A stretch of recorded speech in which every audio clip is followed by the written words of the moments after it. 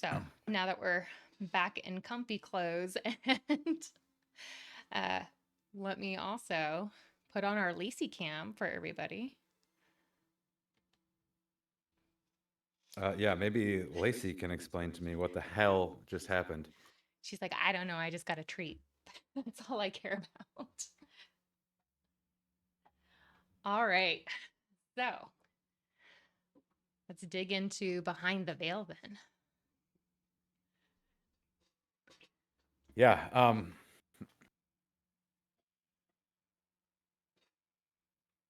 well, for anybody just tuning in, I'm Nick Kennedy, and I'm very confused. I was just the player for session 8. And I'm Jenna Harrison. I was the DM for session 8. So we're going to dig into what the hell just happened. So that was a great story.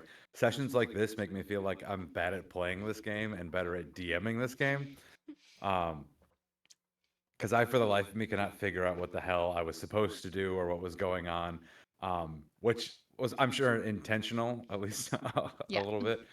Um, but yeah, you told that story and made that gameplay experience feel really true. Um, because I was just so lost, and I was feeling so many emotions through that whole thing too. Yeah. So um the big the big thing with this session is I wanted us to slow down a little bit because we had seen Reeve like rapid fire break seals, right? Hmm. So I realized that like we need to take a step back and probably establish a little bit of lore. Um, One of the things that I also realized too is that in Autumnia and Barnes specifically, there is a history of a cult. Um, and this would not have been the first time that a group had tried to break the seals. Hmm. So I wanted to dig into what had happened in the past. Also, we have come across a situation where, with each seal breaking, the veil between realities is getting thinner.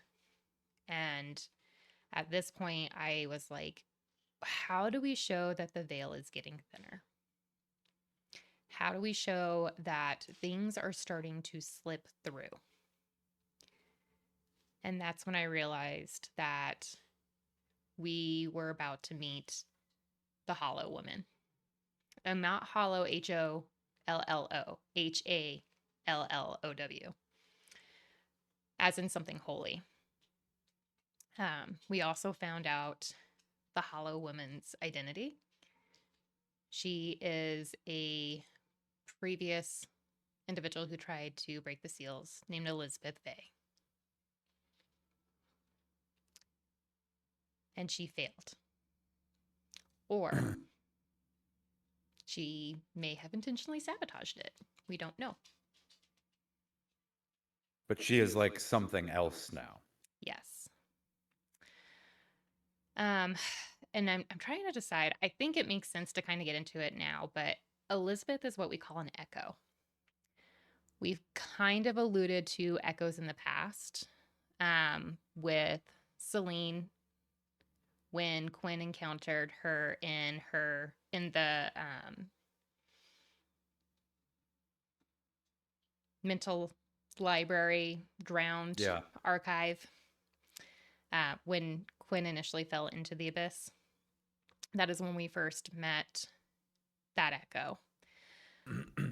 Um, we also saw a little bit of it with Ulrich. And I realized that these echoes are the things that are slipping between.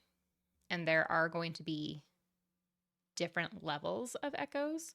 Some that are going to be maybe less intelligent, maybe not as free willed or empowered, and some that are going to be more powerful. They're going to be able to Hmm. invoke more and dig in deeper into that shift of between realities. And that's what Elizabeth has done.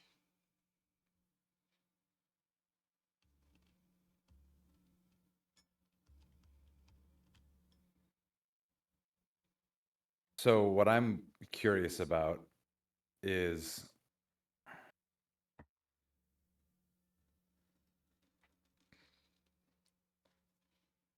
so I don't know how to explain this. I She felt like so much more still.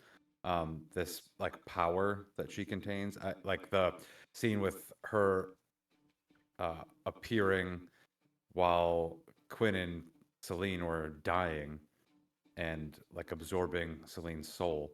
Mhm. Feels like if she pierced the veil, if she slipped through the other side, she came back as like an other, one of something else. Yeah. Um, but not just like an echo of her former self, like a literal god now. And I wouldn't say necessarily God, but definitely something else. She does Hmm. have more power than what she had had when she was still mortal. Hmm. Um, Part of what has made her so powerful and what was alluded to is that she does devour souls. And it's hard to understand, I feel like, at least now, whether she is actually consuming the soul or if she is taking it and keeping it more like a soul keeper versus a devourer. So that's really up to, I think, Quinn and Reeve and how they're going to interpret that interaction when that Hmm. memory was come across. Quinn was furious. I don't know As if that came across or not, but Yeah, as they should be. They don't know what happened. They just know that this person, this echo, consumed their friend, someone that they had yeah. cared about. Um, and that was the intent. Quinn should be angry. Quinn does not know whether they can trust Elizabeth or if Elizabeth is going to be helpful or an aid to them or not. Yeah, it was an interesting dynamic because on the one hand, she was offering some guidance, but it was, um, cryptic at best. Quinn's desire, motivation is for knowledge, information. And so for someone to be so restrictive with what they're willing to share and so Mhm. mysterious, while at the same time demonstrating immense power, which is another thing that Quinn really desires, uh, is an insult, but it's also terrifying. Um, and Quinn doesn't enjoy any. I mean, no one does really, but I think Quinn takes like extra offense to being made to feel that way. Oh, absolutely. Yeah.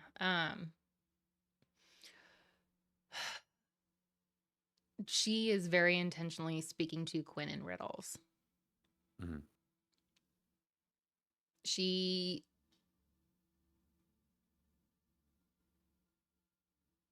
is also trapped, is the other thing.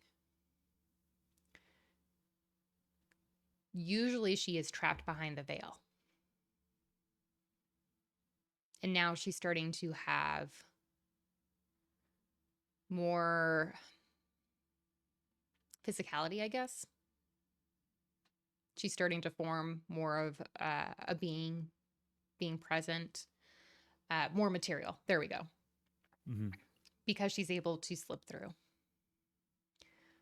So there is also a little bit of a mystery of if she's able to slip through the veil and become more material, what does it mean if all of the seals are broken? Mhm. What kind of power does she gain? Who does she become? And more so, who does she serve? Yeah. Um, That's something I was definitely wondering. I got the impression as Quinn that she was kind of like she was cautioning against doing anything further. Don't let whatever's inside you through. Um, and I think you did a great job of like pointing out there is something inside you. And I felt as Quinn that pressure, this thing trying to like break out of me or break through me. Mm-hmm. Um, but so far, that otherness that is inside us, meaning Quinn and Reeve, Mm-hmm. hasn't been something to fear. It hasn't been that strong yet either, but it hasn't been something that either of us have been afraid of. It is kind of like secretly the key to more power. So to face somebody else who's like, no, you should turn away from this, made Quinn a little bit want to be like, no, I'm going to embrace it. Like, I don't know you. I don't know who you are. This is my only chance to become what I want to be. So I'm going to lean Mm-hmm. into it. Yep. I think even if that means not being me anymore. Yeah, and the, something that we have talked about as DMs is the mechanic of when Quinn and Reeves switch, right? I also very intentionally built into this session mechanics that you would have to switch. I was a little Yeah. disappointed that your dice were rolling better today because I was like, they rolled like crap last time. Maybe this will work out really fun. Yeah. Well, even the few switches back and forth Mm, made the point pretty well. And that is typically something that we've kind of portrayed as being like really disconcerting to either alter that wakes up. right. And we've really emphasized the disconnect between the two of them. So to switch back and forth and deal with the same problem at once makes it feel more natural, and more like they both are at home in this body. Hmm. And that recognition uh, started to empower Quinn a little bit more. He was trying to threaten Elizabeth with, if you don't tell me, you're going to tell Reeve. Right. Um, but I don't think that's something Quinn or Reeve would have ever considered before, like the fact that maybe they could control it. Yeah.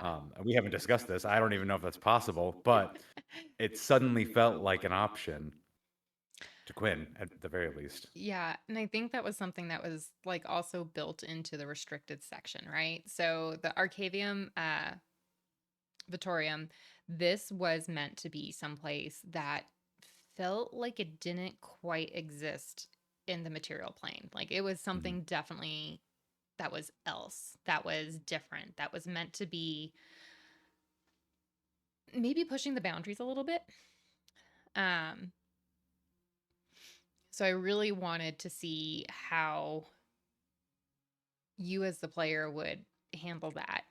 Um, and the mechanic I specifically built in this time, anytime you had to do um, wisdom checks or arcana, there was a potential that you needed to do a wisdom saving throw based on how well you did on your check.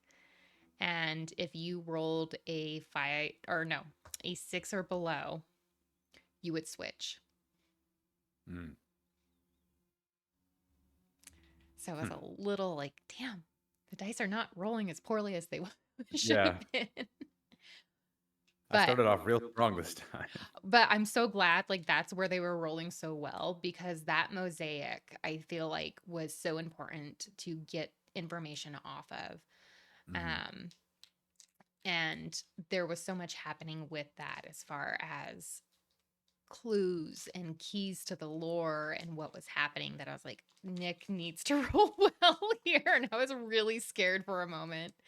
I Yeah, had like other checks that you could do built in just in case, but I really was like, oh, please roll high on this one, it which is was. weird. It's such.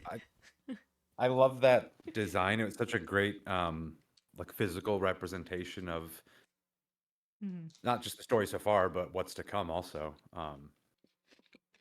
I love a good bit of foreshadowing, but I also love something like succinct that encapsulates everything we're talking about. Yeah. I was really like, again, maybe I should not hike as much as I've been lately because it's just outpouring of things. I'm like, oh, this would be really cool if we did this, and this is like really leads into this. So, um, get ready since the weather is getting warmer over here.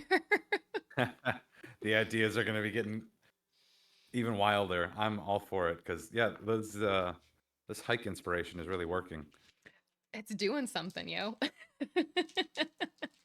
um, but really, it was so important to me that we start incorporating like showing how the seals are breaking and that there have been clues in Barnes in Quinn's life all along that these were things that were happening.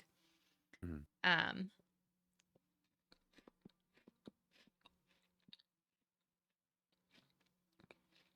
I think being able to expand on that lore because we have an outline, like we have a general history of yes, this is Autumnia, this is Barnes, like this is what it is, but when it comes to like the nitty gritty items, we're doing a lot of improv and coming up with it as we go, Yeah, which we've left a lot of mhm, space for us to be able to fill in. mhm, which I think is so much fun. And it really, because we have two DMs working together, it gives us that opportunity to really challenge ourselves. Kind of do like a, I don't know, almost like a whose line is it anyway? Like pick up where the last person left off and how do we do this? Mhm. So it's really fun to be able to do that and explore it. Yeah, it both gives us the freedom to do that, but and um, the challenge of Mhm. incorporating and carrying on, continuing. Yeah, I'm so excited to see what you do next. Well, so yeah, I was going to ask, what's next? Do I take over from here? I, yeah, I think. Whoop, hold on. Okay, sorry. My screen's glitched out. Minor technical difficulty. um, yeah, I think you're gonna be picking up the next session. Okay. And then we're gonna be able to go from there. So but I'm really curious what you're gonna do. I'm like, okay, this should be really exciting. But I also think I'm a little nervous now to pick up as the characters. Um, Quinn and Reeve have had a lot of development for the last few sessions, and I'm like, okay, there's something new because Quinn is more confident than when we first started. Seeing Quinn stand Yeah, up to Elizabeth, I was like, whoa, they actually went for it. Okay. Like, that's not something I necessarily anticipated Quinn doing. right. No, but it is becoming a it's weird. It's only been 8 sessions, but our characters are growing throughout the story Hmm. already. Which I think is an added bonus of playing this way, as we talked about before. We get the time to kind of explore this stuff Hmm. more in depth. Um, Growth in D&D is usually just like, oh, I level up and I get new spells and a new class feature or something.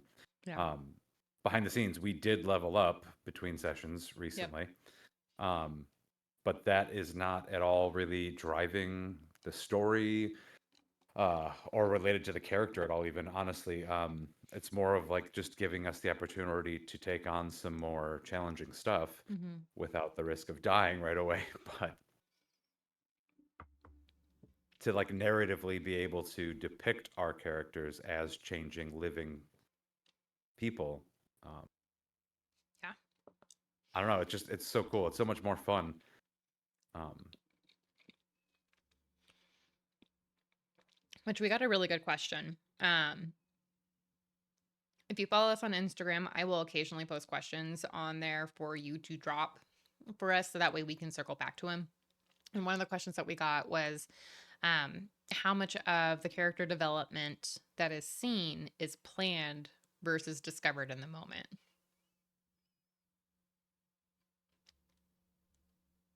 I would say all of the development since session one has been improv in the moment. Hmm. We discussed the idea for the characters before we started the story. And I think we've kind of discussed the arc a little bit, the goals, but I think that's Yeah. really what's driving the kind of decisions that we make. So we sort of set out not a step-by-step plan, just this is who they are, this is what they want. Hmm. And it's really been up to you and I each session to like move that needle in whatever way seems to most fit that character. Yeah. It's been very like started bare bones. We're like, hey, here's like the key personality traits that we want to like recognize on who these individuals are. And then going into it, it really has been spur of the moment. Like even session two with Reeves' packed weapon was very like in the moment. You acting as Reeve when Reeve chucked the journal into the archive of the unknown, into the big black void. And I love how that journal keeps popping up. It's almost like it has become a grounding item for Quinn too, which is really Hmm. interesting because it's like this was something that was buried deep inside of you and it was hidden from everybody. And now it's become a point of reference to make sure that you are who you are. Hmm. It's like an anchor. Hmm. Yeah, that's a great question too. Um, Yeah. thank I, you to whoever asked that one.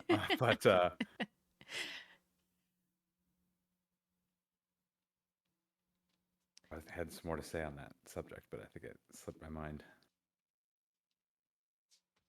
yeah, I think, Yeah, no, it's gone.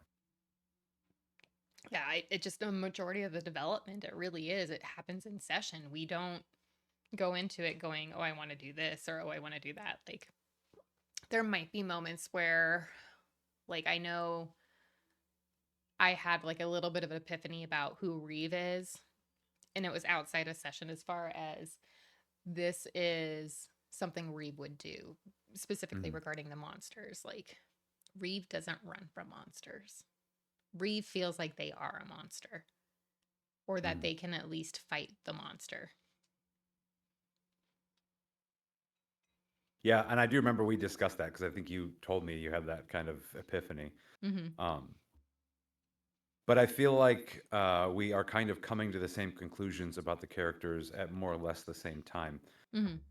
When we're in the DM seat, I think, both kind of intentionally write sessions that allow for character choice, Hmm. even if we know where the plot is going.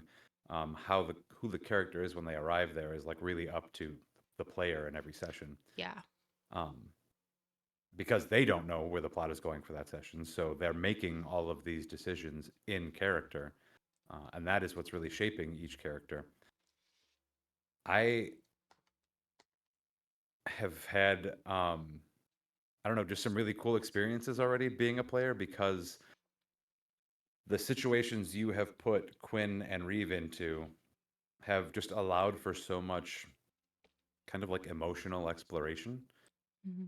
Not like intentionally, but I'm just experiencing I so mean, many maybe a little. different in character emotions. Oh no, I meant not intentionally, like on my part as the player. Um, I can totally see the intentionality when you're writing, but I'm not like looking to um, explore Quinn's anger, but it suddenly Mhm. crept into me during this last session. Like, uh, that came out of nowhere, and I had to stop, like, internally think, like, wait, am I angry? Why am I angry right now? I'm like, no, no, I'm not angry. Quinn's angry. That's why Quinn's angry. He's offended. They're offended. Um, and they want Mm. to know where Celine is. All of this stuff is just, I guess anybody else would call it acting, but it just feels like you're somebody else, especially Mhm. when the DM you tell such a kind of like compelling story. It makes it really easy for those things to happen naturally. Oh, thank you. I Yeah, I really like digging into reactions. I really like getting the opportunity to push players into situations where it's like, you should have some kind of reaction. This should be something that either makes you uncomfortable or scared or angry or like give you that sense of pride or joy. Um, and I'm kind of surprised you didn't use the inspiration during this session. Because you had that moment where you rolled so high. I was like, yeah, you get some inspiration for this one. Specifically with the memory of Elizabeth consuming or keeping, depending on the perspective, Celine's Hmm. soul. Yeah, I needed it, but I'm It's easy to also forget when you're hesitant to. Yeah, it's easy to forget for mm, one, and for two, I get the feeling it will come in even more usefully in the future. Our story just it's escalating so quickly. mhm. Like you said, we kind of need to take a step back, but even in that step back, the stakes still felt so high that Yeah. I was just thinking, like, man, what really can happen next? Like anything. Um, Yeah. Well, and I really wanted um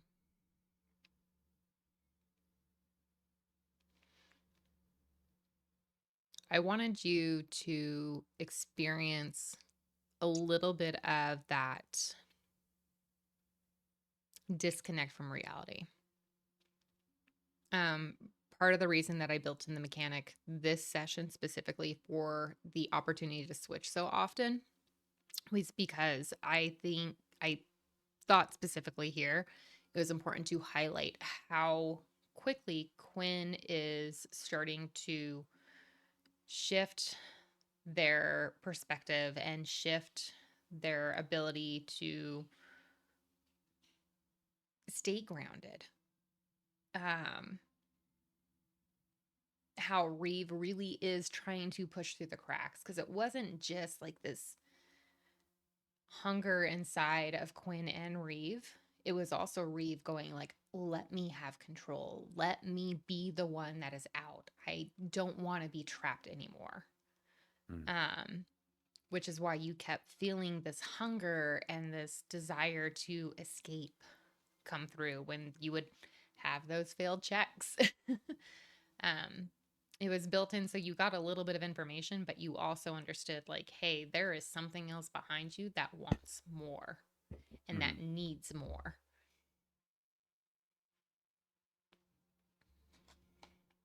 I really felt that, like I mentioned earlier. I felt the thing trying to break out of me. But even with Quinn aware of Reeve, um,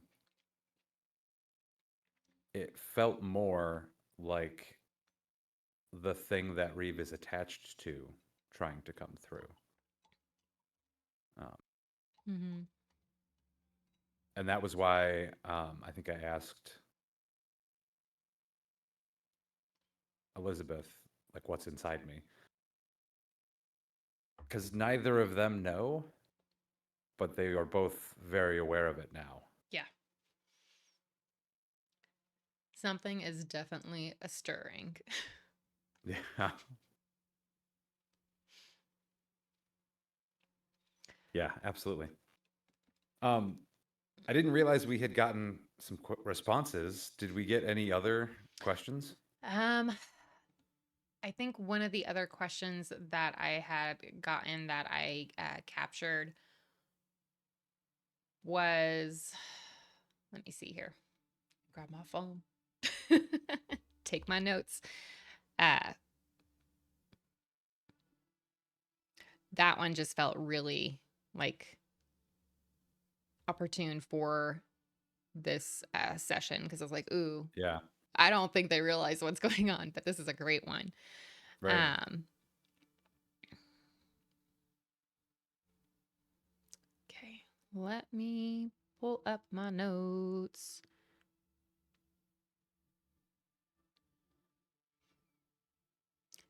see what else is good.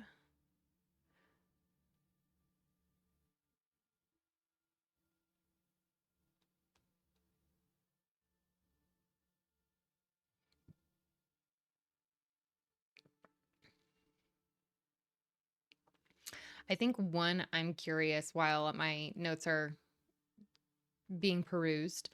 Um, how did you feel with the switches and the mechanics?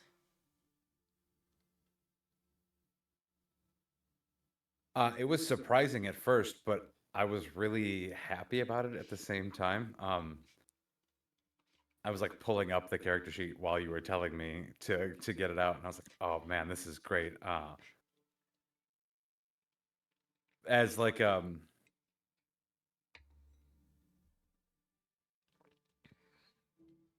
it was great from like the DM's perspective and from like the storyteller's perspective. As the player, I felt more fragile all of a sudden, and like less in control, Hmm.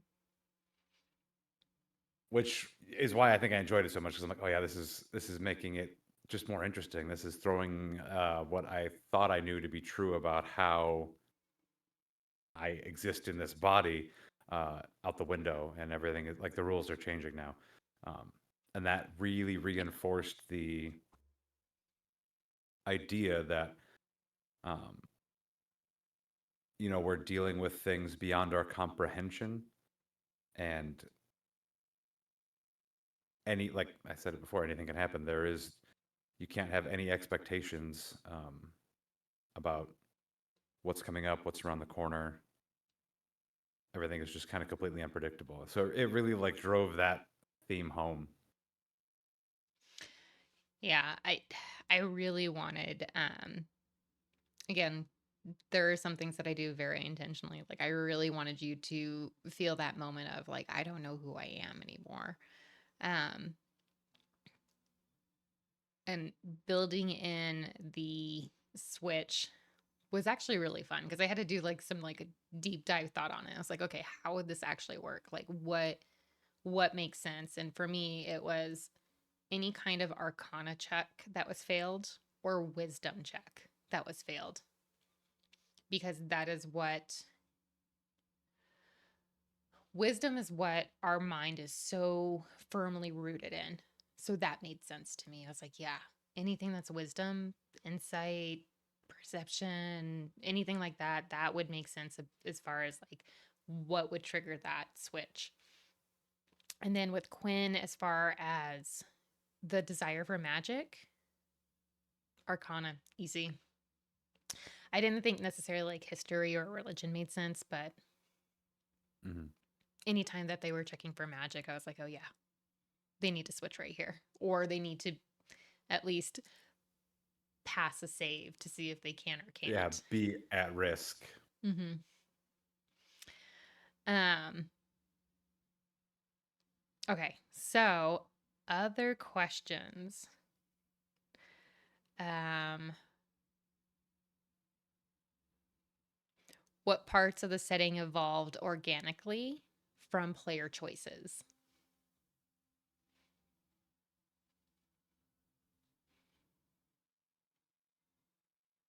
Um,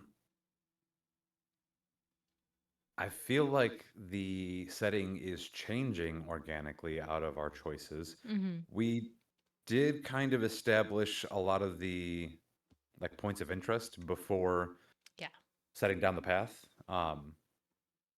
We knew the city. We know the actually we don't know the greater continent that well, but we know where we exist in the Hmm. continent, and we know the city, its neighborhoods, and some of the kind of key history details that have shaped um, the important places now. But in the last 3, 4 sessions, the city itself has started to change so drastically, and I think that is not by well, I guess it is kind of by DM's choice a little bit because we're kind of writing these things into the story, but they all feel like the consequences of choices made by the players. Yeah. Uh, And I think so that's that seems something, pretty organic. Yeah, I would say I think that's something that's so important too. Like as a DM, being able to respond to what your players give you, it, it just shows like your ability to adapt, to improvise, to really like invest into the story. Um, because while the DM may be the narrator, I feel like it, and Nick, you can speak for yourself, but I feel like both of us lean very heavily into what our players are telling us to help inform what we're doing. How they react is going to be so important to what happens next in the story or in the plot. Yeah, it really is a give and take. Every D&D session should be a collaborative Hmm. effort.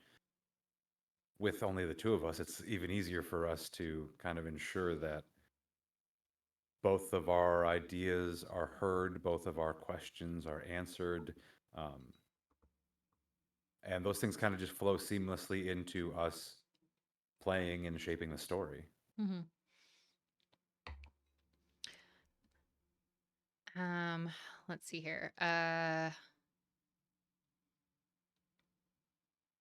Are there any real world inspirations for your story?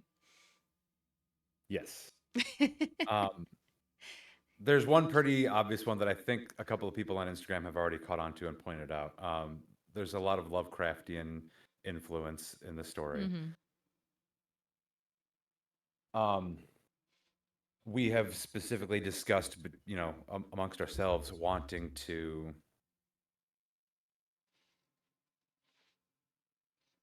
retell or kind of reclaim or translate that mythos into a, just a more modern telling, a less fraught telling of scary other things.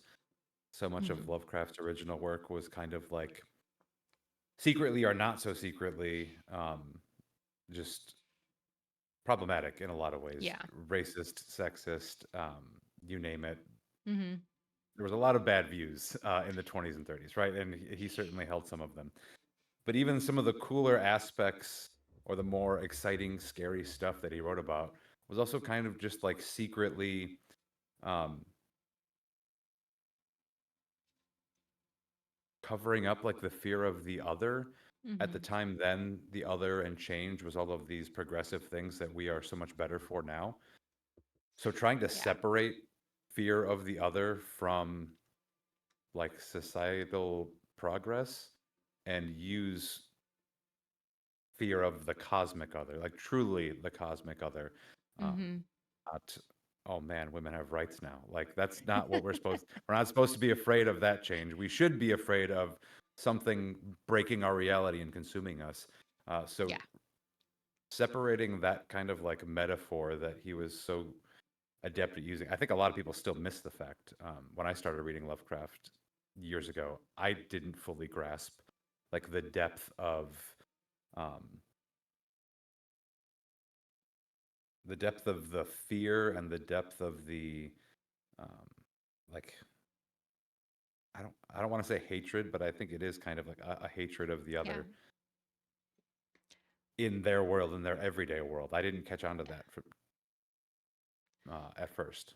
Yeah. Honestly, it's really tricky, right? And I talked with my kiddo before I shared this, but part of the real world inspiration too is I have a child that identifies as non binary.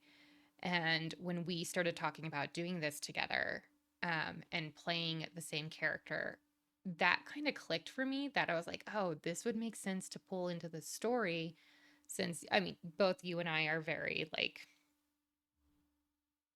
very firmly, like, I am femme identifying, you are masc identifying, which is totally okay. But when you have two people who are lean very that way as far as gender identification, I felt like, well, Lovecraft was very much about like those gender norms. I'm like, and gender is a social construct. So it felt comfortable to me to actually be able to tell that story from a perspective where we are playing a non binary character. And again, kiddo told it's okay to share. So Yeah. would not share this unless I got the okay from them. But it felt like a moment where I was like, oh, I can pull something that's kind of close to me that I'm learning more about into the story we're telling. And we talked about this in a behind the veil. Oh gosh, I think session 2 or 3, about the importance of putting yourself in someone else's shoes, Mhm. being able to experience life through a different lens or storytell through a different lens. And I've really enjoyed that. Getting to pull from those influences that affect us in real life, being able to take something that was originally written to be ethnocentric, misogynistic, and turn it into something that really does feel like our own now. Um, and again, I it's opened up a world for me because I realized I really like writing horror. I like messing with the mindscape, and I'm like, ooh, like how can I make my player feel afraid and confused, but in a way that is not like targeting identity, but targeting like that actual psyche part. Mhm. So that's been really Yeah, fun to explore. like the internal identity, not Yeah. your external perceived identity, but how Hmm. you perceive yourself. Yes. Um, which is like the scariest thing, right? I think Lovecraft,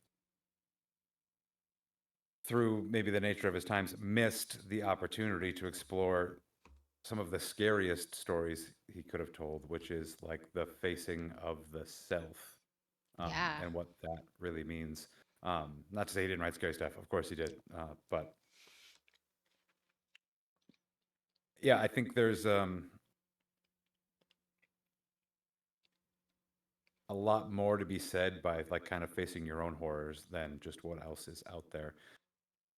That I guess comes with the privilege of being uh, yeah, I mean, I guess just the privilege of like being an adult in modern society today, Hmm. that we can look back and understand that things have changed for the better for most people. Yeah. Um, but I think everybody still alive today has that relatable inner angst, anxiety, all of these internal fears, um, that motivate them, that drive them, um, or that they shy away from. And so, yeah, exploring that is so much more interesting Hmm. than kind of any other ways we could have interpreted it. Yeah. I also really enjoy that we've incorporated something that's like pretty personal to you and your family. Um, I feel like it helps me understand you better, but also helps me just understand other people better. Hmm. Yeah. It We're was. also exploring. Oh, Sorry, go so ahead. one other No, thing I no. was going to say real quick. We're also exploring a little bit, like dissociative identity disorder, which is not Yeah. something that I have any real knowledge of, but Hmm.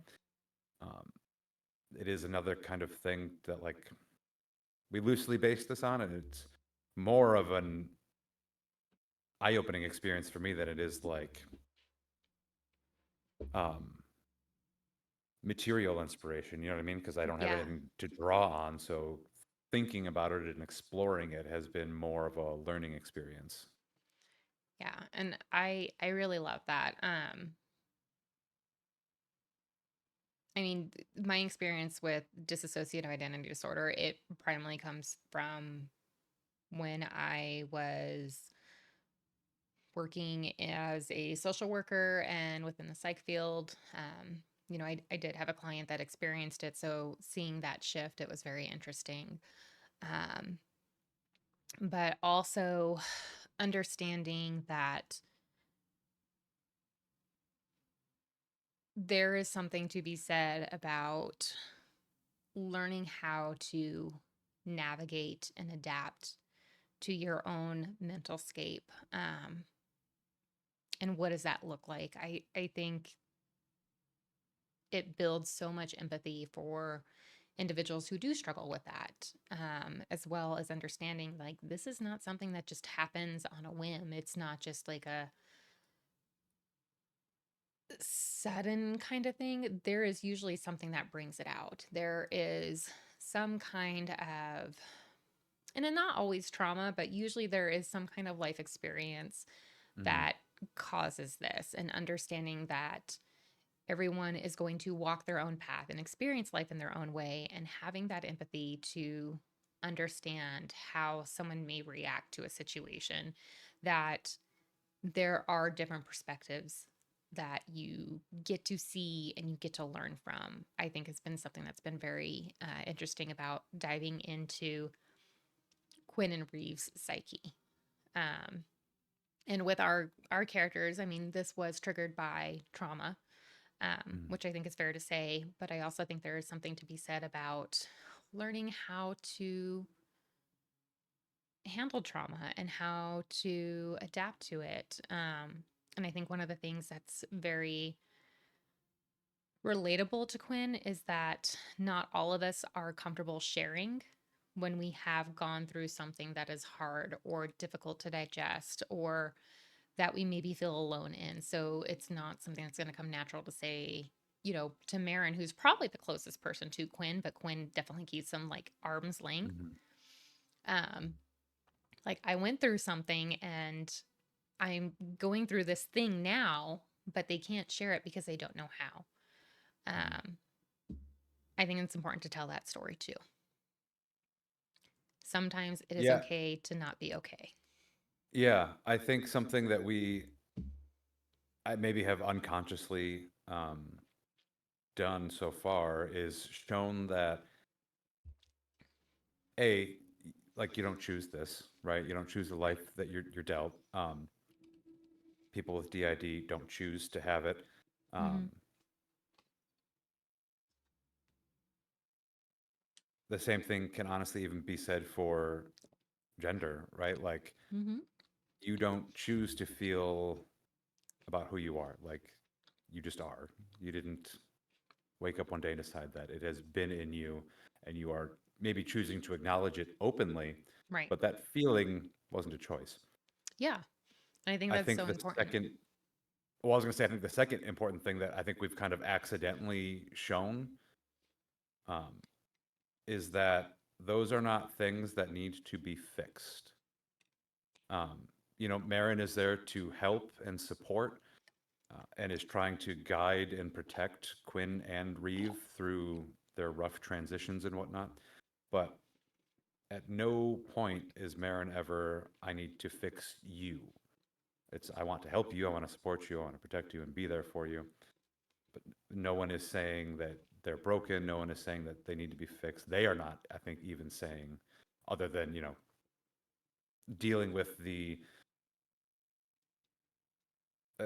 effects of waking up somewhere else, someone else. There's that stress, those um, kind of like echoing waves of trauma that we're they're still sorting through. But we've not discussed that at any point. I think we've both just kind of already known that this Mm-hmm. is how it should be portrayed. I love that you said that so much. Like, it really is. Like, first point, gender is a social construct. It is what society makes it. So it is a very personal experience, is what I will say. Um, I also love that you highlighted that Marin has never tried to fix Quinn, because there is nothing wrong with Quinn. There is nothing wrong with Reeve. They are experiencing life as it's handed out to them. Hmm. And something that really stood out to me during this session that I love that you did is each time that the Hallow woman or Elizabeth called you hollow, Quinn's response was, I'm not hollow. I think that said so much for Quinn affirming in who they are. They may be experiencing life in a way that has been challenging, but they are not hollow and they are not empty as a result. There is something there for them. Hmm. And I really love that Quinn showed that self advocacy while they were doing that this session. That was so important to me. And I'm so glad that you like latched onto that.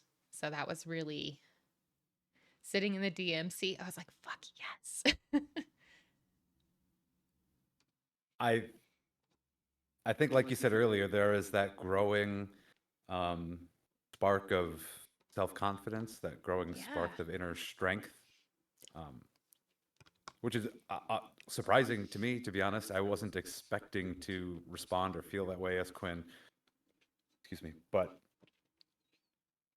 um, yeah, the two of them, Quinn and Reeve, are both starting to feel more comfortable as themselves,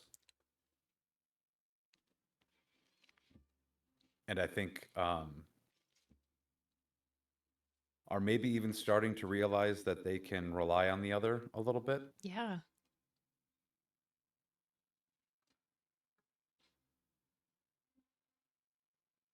Yeah, again, it was, I think, a really useful um like narrative tool to have the switch kind of happen as often as it did this session, because it really helped bring those things kind of to the forefront. I really did feel like we discovered a lot about Quinn and Reeve today. Yeah. I really liked tonight's session. I thought this was something that just the development itself, it felt so organic. I always love how you play Quinn and Reeve. I love the choices that you make. I love how ingrained that you become with the character. I mean, to revert back to like acting, it's very method, and I dig it. It makes me so happy to see players become their characters and really delve into it. And again, I think you play them so well. Even if you were like doubting yourself, you're like, I don't know what I'm doing this session. I thought you played it so well. Like the confusion was everything that I had thought like this is what someone who is experiencing this back and forth and this shift in reality should feel. Um, It was so good. It was so rich, and I loved it. I loved every minute of it. Well, you set the stage perfectly, so I got to give you just as much credit for that. It was a story well told, well preempted, well thought out. It was a lot of fun. I hope everybody else enjoyed it just as much, and I hope you were all just as confused as I was, because that wasn't acting; that was just confusion. I mean, but you stayed in character, so Yeah, fair.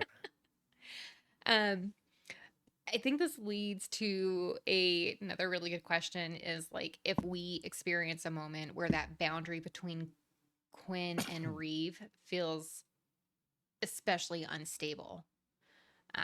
I feel like this was the session where it really did feel like there was no boundary. Yeah, yeah, I would agree. They, not by their choice, but they felt very close. Mhm. Literally just on the other side of the veil or just through the door. Um, and I think that's what led to Quinn feeling like I could choose to open that door if I wanted to. That realization of like, Reeve is right around the corner, could be here any minute. Um, so yeah, it felt very unstable, but that was in a way reassuring this time Yeah. because it felt like possibility.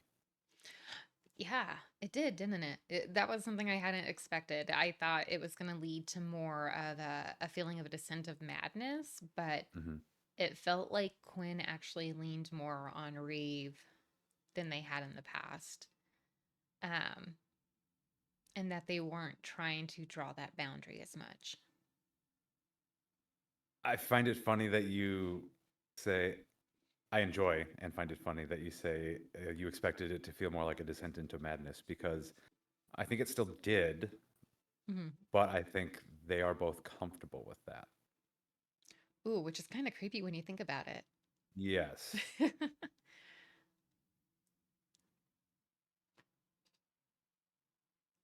Yeah. Oh, man.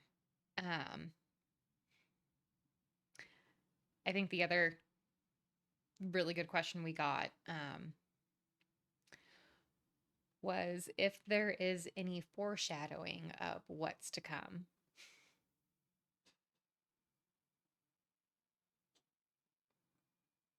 I mean,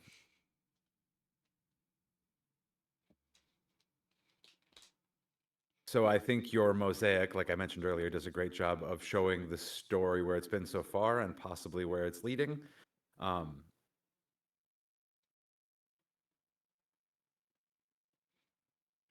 I don't want to. I don't want to spoil too much or anything. And there's only so much that I can say since I didn't write the last two sessions. But I mean, we've talked about there are seals that need to be broken, right? We know that Mhm. stuff's upcoming. That's not really like foreshadowing. That's just part of the story. We kind of know where Right. that's headed. It's I plot. think, yeah. I think Elizabeth's existence and our understanding of her a little bit more could also maybe serve as a bit of potential foreshadowing. It almost kind of serves as a warning, whether or not that becomes real for Quinn or Reeve, who knows? But if that is what lies beyond the veil, that could be a bit of foreshadowing there too. Did you Yeah. intend any? Oh, I always intend foreshadowing anytime I write. I'm like, look, if you are not paying attention, like that's on you. But there is like layers of foreshadowing anytime I write a session. Um, I really try to lean into archetypes and themes. I just I have a hard time not. So I would be very surprised if people have not picked it up by session 8. Like this is where we're going. There is a heavy theme that we are hitting on. Mhm. I feel like that we have said so much about what is happening without actually saying it. And I Mhm. think that is the power of good storytelling. Yeah, show, don't tell, right? Hmm. Yeah, so hopefully that is somewhat obvious. Big glaring sign. Yeah. If not, then maybe I shouldn't be writing. Or But maybe we just need to rewatch a few more times to get it. no, Well, before we give yeah. too much away,